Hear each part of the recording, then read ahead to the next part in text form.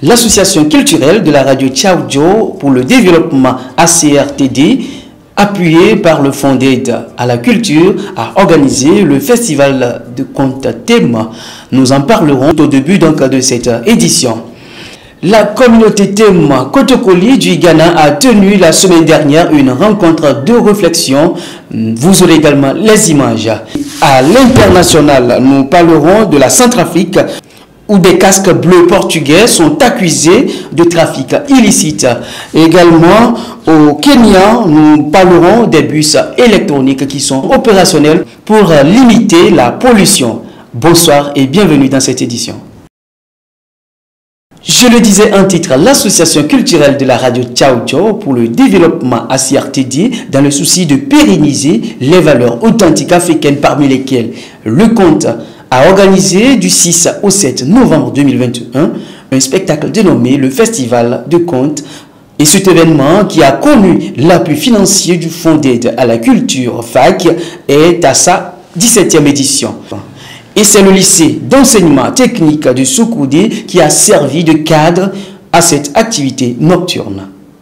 Les conteurs ont relevé le bien fondé des contes dans nos sociétés et ont émis le vœu que désormais soient associés les conteurs des différentes communautés thèmes. Pour les initiateurs de cet événement, c'est une manière de redonner vie aux contes, valeurs chères intrinsèquement liées à l'éducation et au développement de nos sociétés africaines, mais que la jeunesse actuelle ignore. Tous les participants à cet événement se sont séparés sur un ton de satisfaction dans l'espoir de se retrouver l'année prochaine à l'édition 18. La communauté thème Kotokoli du Ghana a tenu la semaine dernière une rencontre de réflexion à l'hôtel Jeff King Palace d'Accra. Plus de 200 chefs et reines-mères ont pris part à cette réunion. Objectif, définir les bonnes stratégies pour un développement inclusif de leur communauté. Cette réunion, qui a servi également de retrouvailles, a pris fin dans une ambiance festive. La police judiciaire portugaise a arrêté 10 suspects et effectué plus d'une centaine de perquisitions dans des installations militaires et des résidences privées lundi en lien avec l'enquête sur un réseau présumé de trafic de diamants, d'or, de drogue et d'armes en provenance d'Afrique par des troupes portugaises omniscientes. La caserne de commando à Kirigiria, dans l'agglomération de Lisbonne, a été l'épicentre de l'opération. Des perquisitions à domicile ont eu lieu aussi dans plusieurs autres localités du pays.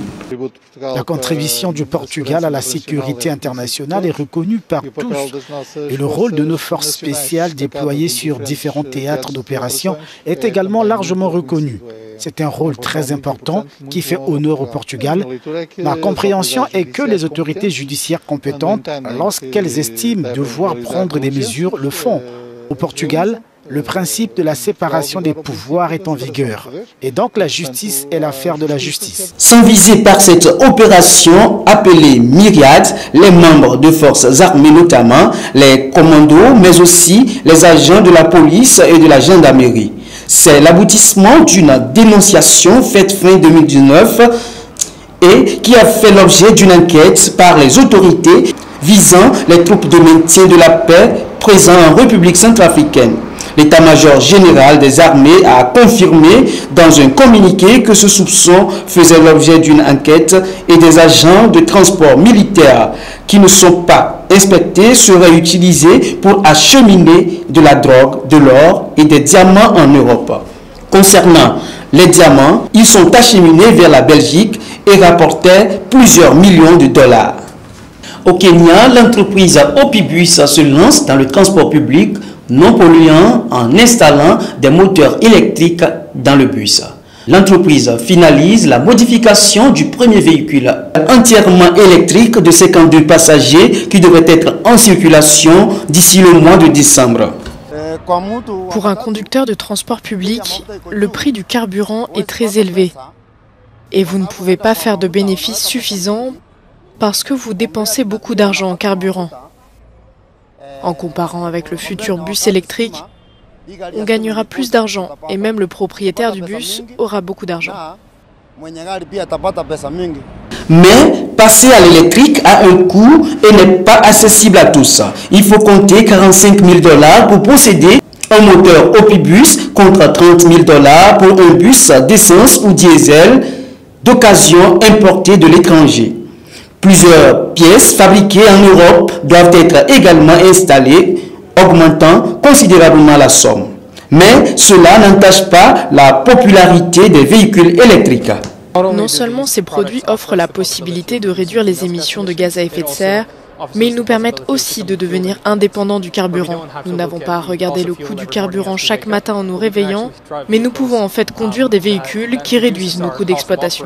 Alors que le changement climatique pèse sur la planète, les émissions du carbone des véhicules restent l'un des plus gros enjeux. Le système de transport au Kenya, par exemple celui de Nairobi, est accusé d'être responsable de la plus grande partie de la pollution.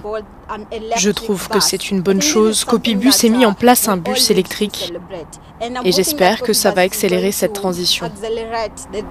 La plus grande société de construction de véhicules électriques d'Afrique, Opibus, a annoncé produire en série plus de 20 000 bus pour couvrir le marché continental d'ici 2023. Ce sera tout pour aujourd'hui. Restez avec nous, la torche des générations. Excellente suite de nos programmes. Au revoir.